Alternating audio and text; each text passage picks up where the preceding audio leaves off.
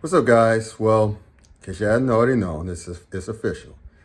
Officials from the University of Texas and the University of Oklahoma have made it known and made it clear to the Big 12 officials early today that they will have no intention of renewing the grant of media rights package, I should say, when it expires in 2025, meaning that they're all but going to the SEC at this point. Now, it still depends on if the SEC would officially accept them. But from what I've been hearing and seeing and reading, that all appears to be a done deal. Texas A&M's bitch and be damned. So, where does that leave the rest of the college football world? Well, since I'm from the Atlantic Coast Conference, I grew up in North Carolina. The question is what the hell is the ACC going to do? Well, they like pretty much like the Pac-12 and to a little extent the Big Ten are kind of limiting their choices because if you look at it, the way the SEC is going to dominate, like money-wise, they got to bring in someone that's going to A, move the needle, and B, whose athletics department are swimming in black. In other words, they have to be crazy profitable. So the obvious one would be Notre Dame, right? Because Notre Dame has that, I call it side chick agreement with the ACC that they are all in every sport except the important one. Kind of like when said, chick on the side is all in except for the one thing. You can't be with her because you're with your current chick. So pretty much Notre Dame's main thing is independence. They don't want to give that up, but they want to have the other side hustles, if you will, the other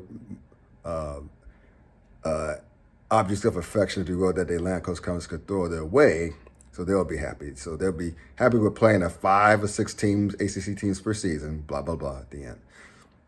Well, Jim Phillips, new commissioner of the ACC, would have to help and change that. Now, the thing is that Notre Dame,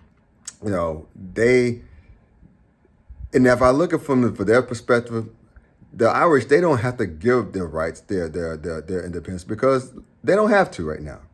I mean, they with the college football playoff about to expand to 12 teams, their access is wider, even if they forego a top 4 seed. In other words, a bye.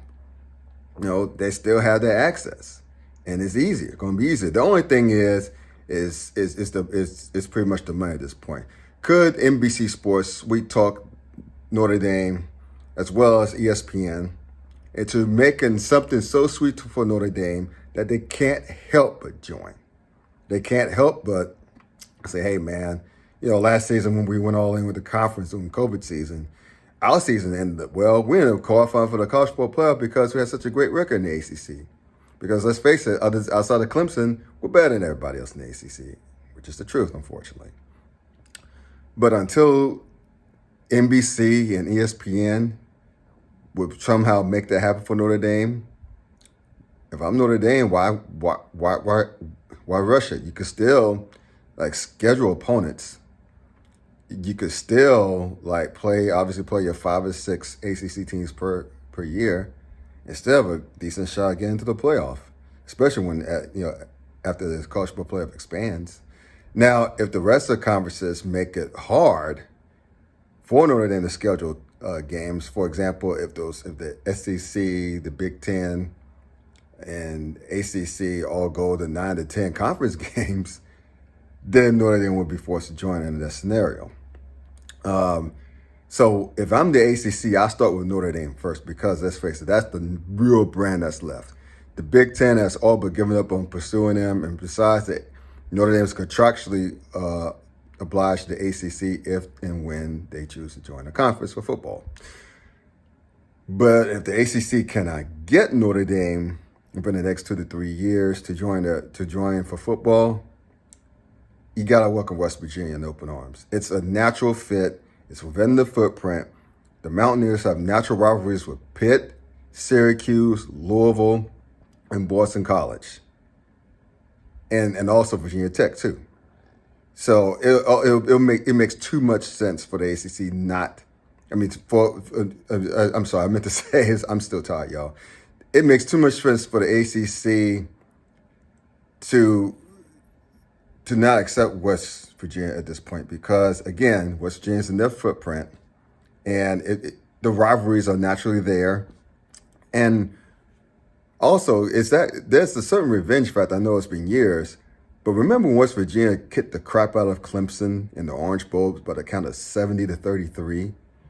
You don't think Dabo Swinney forgot about that? You don't think that he remembers that, rather? Hey, and that led him to hire Brent Venables as his defensive coordinator. I bet he wants to get revenge on those Mountaineers, even if it was 10 or so years after the fact. So anyway, that's how I see it. But for now, if I'm the ACC, I'll be very proactive out of the way. I get Notre Dame to join. And if not, get West Virginia coming to the fold, get those rivalries restored, and bring back the backyard brawl in the style. And got to do it that way.